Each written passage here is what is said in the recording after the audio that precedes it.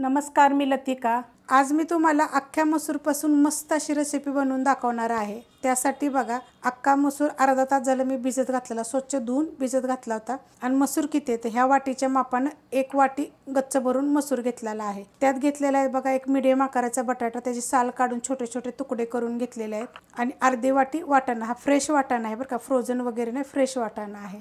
मसूर मधलं बघा हे मी पाणी काढून घेते। कुकर घेतलेला आहे, त्याच्यामध्ये आता हा मसूर टाकून घेऊया। स्वच्छ धुवून घेतलेला आहे। अर्धा तासच भिजत घालायचं, त्यापेक्षा जास्त नाही घातला तरी पण चालू शकतो, कारण की आपण ह्याला शिजवून घेणार आहे। त्यात टाकायचे आपल्याला वाटाणे, आणि त्यात टाकायचे हा मीडियम आकाराचा बटाटा। त्यात टाकायचे बघा दालचिनीचा छोटा तुकडा, एक मसाले विलायची, एक साधी विलायची आणि 2 लवंगा। त्यात टाकायचे आपल्याला 1 ग्लास पाणी, आणि अशा आकाराचा ग्लास आहे बघा, कारण कुकरमध्ये टाकताना थोडंसं कमी पाणी टाकायचं, म्हणजे शिट्ट्या झाल्या का नाही की पाणी सगळं वर येतं। त्यात टाकणारे थोडीशी हळद, एकदम थोडीशी घेतलेली आहे, आणि थोडंसं मीठ टाकायचं आपल्याला, जास्त टाकायचं नाही आहे, कारण आपण परत मीठ वापरणार आहे। आणि कुकरला काय करणार, ह्याच्या मी 3 शिट्ट्या करून घेणार आहे। कुकरच्या बघा 3 शिट्ट्या झालेल्या आहेत, आणि खाली उतरून ठेवलेला आहे। कुकर आपलं थंड होतंय तोपर्यंत आपण फोडणी करून घेऊया। कढई गरम करत ठेवली, त्यामध्ये आपण तेल टाकून घेऊया। तेल टाकायचे आपल्याला अर्धी पळी, गरम होऊन देऊया। त्यात टाकायचे आपल्याला 2 चमचे तूप, छोट्या आकाराचा चमचा आहे, आणि गरम होऊन देऊया। तेल तूप चांगलं गरम झालेलं आहे, त्यात टाकायचे छोटे 2 तेजपत्ते, छोटा 1 चमचा मोहरी, 1 चमचा टाकायचं जिरं, त्यात टाकायचं आपल्याला मीडियम आकाराचा 1 कांदा। तेजपत्ता तुम्ही शिजवताना जरी टाकलं का नाही तरी पण चालू शकते मसूर बरोबर। कांदा चांगला भाजून घेऊया। कांदा बघा भाजलेला आहे, त्याच्यामध्ये टाकायचे थोडीशी आपल्याला हिंग पावडर, मिक्स करून घेऊया। त्यात टाकायचं 1 चमचा आलं, लसूण आणि हिरवी मिरची कुटून घेतलेली आहे। लसणाच्या 7 पाकळ्या आहेत, अर्धा इंच आलं आहे, आणि 1 हिरवी मिरची मी कुटून घेतलेली आहे। आता हे पण आपण 1 मिनिटभर परतून घेऊया, त्याचा कच्चापणा गेला पाहिजे। परतून घेतलेला आहे, गॅस आहे मीडियम। त्यात टाकायची आपल्याला थोडीशी हळद, शिजवताना पण आपण थोडीशी हळद टाकलेली आहे। त्यात टाकायचे 1 टोमॅटो, आणि हे पण आपल्याला 1 मिनिट ते 2 मिनिट परतून घ्यायचे। परतून घेतलेला आहे बघा, गॅस करूया बारीक। त्यात टाकायचं आपल्याला छोटा 1 चमचा जिरे धने पावडर, छोटा 1 चमचा गरम मसाला पावडर, छोटा 1 चमचा मिरची पावडर, तिखटवाली पण आहे आणि कलरवाली पण आहे। ह्याच्यात आपण 1 मिरची टाकली, ही लक्षात ठेवूनच तुम्ही मिरची टाका। त्याच्यामध्ये मसाला जो बी टाकणार आहे ना, कोणता पण तुम्ही टाकला तरी चालू शकते। आता ह्याला काय करणार आहे, 1 मिनिटभर बारीक गॅसवरच परतून घेणार आहे।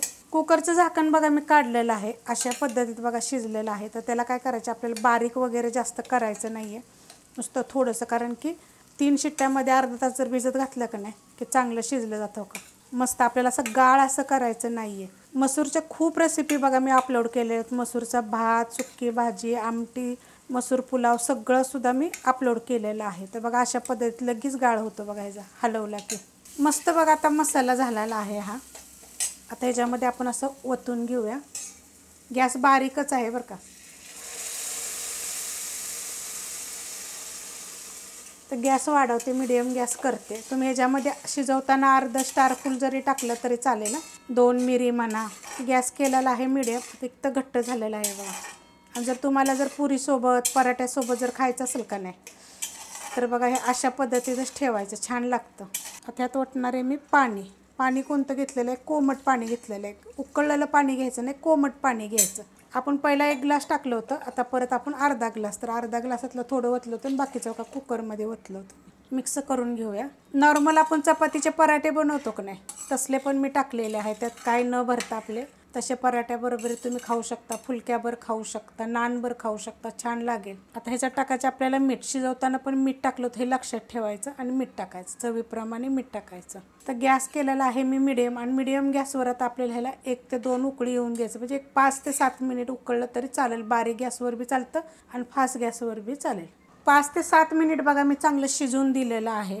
त्याच्यामध्ये टाकूया कोथिंबीर, मस्त असं झालेलं आहे बघा। मोड आलेल्या मसूरचं पण का आमटी मी टाकलेले, कालवण मस्त झालेले। सुक्की भाजी वगैरे सगळ्या रेसिपी आहेत, सगळ्या रेसिपीची लिंक तुम्हाला ह्या रेसिपी खाली भेटेल बघा। अशा पद्धतीमध्ये मस्त असं होतं, गाळ करायचं नाही, एकदम अशाच पद्धतीत पाहिजे। मग तुम्ही राईस बरोबर, जिरा राईस वगैरे ह्याच्यावर बी खाऊ शकता, साध्या भातावर बी खाऊ शकता, मस्त लागतं। काहीतरी तुम्हाला हमेशा मी वेगळी रेसिपी दाखवते। रेसिपी बघितली की लाईक करत जा, कमेंट करत जा, आणि शेअर बी करत जा। आज आपण मूग डाळीच्या पिठापासून मेथीचं सुक्कं पिठलं बनवणार आहोत। त्यासाठी बघा 1 छोट्या आकाराची जोडी घेतलेली आहे मेथीची, आणि नीट करून बघा स्वच्छ धुवून घेतल्यानंतर मी कापून घेतलेली आणि त्याची छोटी छोटी जी देठ असतात ना कवडी ती पण मी अशी घेतलेली आहे। जर तुम्हाला पाहिजे असले तर नुसते तुम्ही अशाच पद्धतीची बघा नुसती पानं घेऊ शकता। ही देठ जरी नाही घेतली तरी पण चालू शकते। त्यासाठी बघा ही मूग डाळ घेतलेली आहे। ह्याला काय केलेलं आहे माहिती आहे का, ओला कपडा केला होता आणि स्वच्छ पुसून घेतलेली आहे आणि ती पुसल्यानंतर थोडीशी एक 5 ते 10 मिनिटं फास्ट फॅन खाली मी सुकवून घेतलेली आहे। तर आता हे मिक्सरचं भांडं घेतलेलं आहे, ह्याच्यामध्ये ह्या डाळीचं आपण पीठ करून घेऊया। आता ही मोठ्या जोडीसाठी आहे। मिक्सरला बघा मी फिरवून घेतलेलं आहे, बंद चालू करून बघा असं बारीक एकदम करून घ्यायचं आपल्याला। आणि जर तुम्हाला मूग डाळीची नको असेल, चण्याच्या डाळीच्या पिठाची जर पाहिजे असेल तर त्याची पण रेसिपी मी पहिले अपलोड केलेली आहे। खूप सारे असे कमेंट आले होते की आम्ही चण्याची डाळ खात नाही, तर त्यासाठी दुसरी डाळ कुठली तरी मुगाची डाळ बघा। तर ही मुगाच्या डाळीचं दाखवते। तर ही छोट्या आकाराची पिंडी होती, तर ही सपाट वाटी मुगाची डाळ होती, ही लक्षात ठेवायचं अशा पद्धतीनं। जर आता ही वाटी बघितली तर या वाटीच्या प्रमाणे गच्च भरून आहे अशी। तवा मी गरम करत ठेवलेला आहे, हा तवा आहे लोखंडाचा। ह्याच्यात कसं असतं माहिती आहे का, लोखंडाच्या तव्यामध्ये पिठलं वगैरे केलं का नाही तर चवीला एकदम छान लागतं। जर तुम्हाला पाहिजे असेल का नाही तर ही मी अर्धी पळी तेल टाकलेलं आहे, ह्याच्या जागी जर तुम्ही तूप जरी वापरलं तरी चालू शकते, छान होतं तुपात पण। तर आता हे आपण गरम होऊन देऊया। तेल चांगलं गरम झालेलं आहे, त्यात टाकायचे छोटा 1 चमचा मोहरी चांगली पहिली भाजून घेऊया। मोहरी बघा चांगली फुटलेली आहे। 1 चमचा टाकायचं जिरं, त्यात टाकायचे बघा हिंग पावडर, त्यात टाकायचे आपल्याला कढीपत्ता आणि एक मोठ्या आकाराचा कांदा असा मोठा कापला। असं कधी पण असतं ना सुक्कं पिठलं म्हणा पातळ पिठलं म्हणा, त्याला थोडासा कांदा असा काय मोठा कापायचा, जास्त पण असा मोठा कापायचा नाही, अशा पद्धतीत बघा कापून घ्यायचं। तर गॅस आहे मीडियम आणि मीडियम गॅसवर आपण ह्याला चांगला भाजून घेऊया। कांदा बघा असा भाजून घेतलेला आहे, त्यात टाकायच्या बघा ह्या 2 हिरव्या मिरच्या आणि 7 पाकळ्या लसणाच्या बघा मी अशा पद्धतीत कुटून घेतलेल्या आहेत। आता ही पण आपल्याला चांगलं भाजून घ्यायचं। तर ह्याच्याबरोबर हा कांदा पण भाजला जाईल अजून। कांदा बघा चांगला भाजला गेलेला आहे, त्याच्याबरोबर लसूण आपण जी मिरची टाकली होती ना ती पण अशी मस्त अशी भाजली गेलेली आहे। गॅस केलेला आहे थोडासा बारीक, त्यात टाकायची आपल्याला थोडीशी एकदम हळद, मिक्स करून घेऊया। त्यात टाकणारे 3 चमचे शेंगदाणे बघा भाजून मोठे कुटलेले, त्याचे मी टरपालं वगैरे काढलेली नाहीये। तुम्हाला जर पाहिजे असली तर तुम्ही ती काढू शकता। आता ह्या चमच्याच्या मापाने घेतलेले आहेत बघा।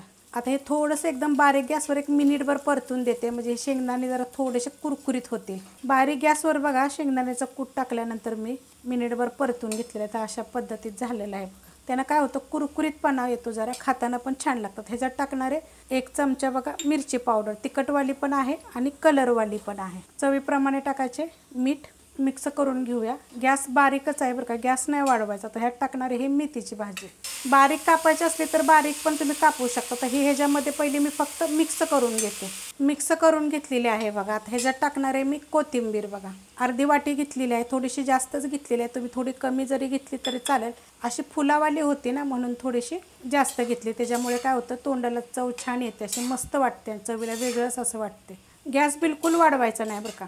आता ह्याच्यामध्ये टाकायची ही जी बेसन पीठ जे आपण करून घेतलं होतं मूग डाळीचं। जर तुम्हाला सांगितलं तुम्हाला जर मूग डाळ नको असेल तर मग तुम्ही चण्याची डाळ पण तुम्ही घेऊ शकता, चण्याच्या डाळीचं, नाही तर दोन्ही पण अर्धा जरी घेतलं तर चालेल। खूप असे कमेंट आले होते म्हणून मी तुम्हाला मूग डाळ बारीक करून मिक्सरला ही करून दाखवते, पण चवीला मस्त होतं बरं का। आता ही गाठी होऊन द्यायची नाहीत, ही लक्षात ठेवायचं, असं मिक्स करत राहायचं बारीक गॅसवरच, गॅस बिलकुल वाढवायचा नाही आहे। बारीक गॅसवर बघा ही मिक्स करून फक्त घेतलेलं आहे।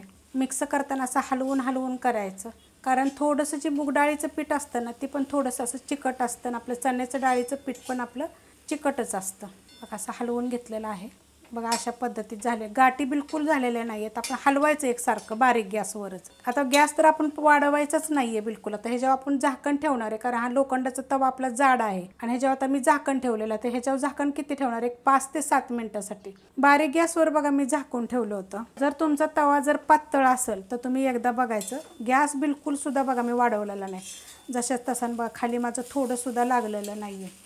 आता हे पहिलं आपण नीट मिक्स करून घेऊया, जेणेकरून जे आता हे पीठ बघा अशा पद्धतीत राहिलेलं आहे ना ते सगळं मिक्स होईल। तर त्याला 1-2 मिनटं फक्त आपल्याला एकसारखं असं हलवून मिडियम गॅस करून परतून घ्यायचे। एक बघा मिनिटभर फक्त झालेलं आहे, तुम्हाला मी सांगितलं 2 मिनटं परतून घेऊया, पण तुम्हाला मी दाखवते जे अशात हे ढेकळं तुम्हाला दिसतात का नाही, अशी भाजीची आणि आपल्या पिठाची, जसं आपण मुगाच्या डाळीचं पीठ टाकलेलं आहे त्याची। तर आपण एकसारखं असं हलवत राहिलं का नाही हे पूर्ण सुटून जातात बरं का। मग तुम्ही ही बारीक गॅसवर परता नाहीतर ही मिडियम गॅसवर परता, फास्ट गॅसवर जरी परतलं तरी पण चालू शकते। पण एवढं लक्षात ठेवायचं की जी तवा म्हणा कढई म्हणा जी तुमची आहे ना त्याच्यामध्ये पातळ जर असेल तर खाली जळल बिळल, तर त्यासाठी बघा असं हलवत राहायचं आणि बघा हे असं करत राहायचं. ह्यात तुम्हाला देठं दिसत असेल मेथीची, मी देठं पण घेतलेत. कधी पण मेथीची वगैरे देठं चांगली असतात खाल्लेली. वाटलं तर तुम्ही एकदम बारीक कापली तरी चालेल देठं पण.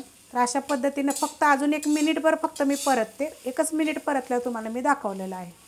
परतून झालं आहे बघा, 1 मिनिटभर परतून झालेलं आहे बघा, एकदम मोकळं मोकळं झालेलं आहे. आता हे कसं खायचं, तुम्ही ज्वारीची भाकरी, बाजरीची भाकरी, तांदळाची भाकरी ह्याच्यावर खाऊ शकता. वरण भात जरी केला तर त्याच्यावर झटपट असं हे पिठलं करू शकता. मस्त एकदम लागतं चवीला. कोथिंबिरीचं दाखवलेलं आहे, बेसन पिठाचं मी दाखवलेलं आहे. तर तुम्ही हे अशा पद्धतीनं पण करून एकदा बघा. रेसिपी आवडली तर लाईक करा, सबस्क्राईब करा, कमेंट करा आणि शेअर बी करा.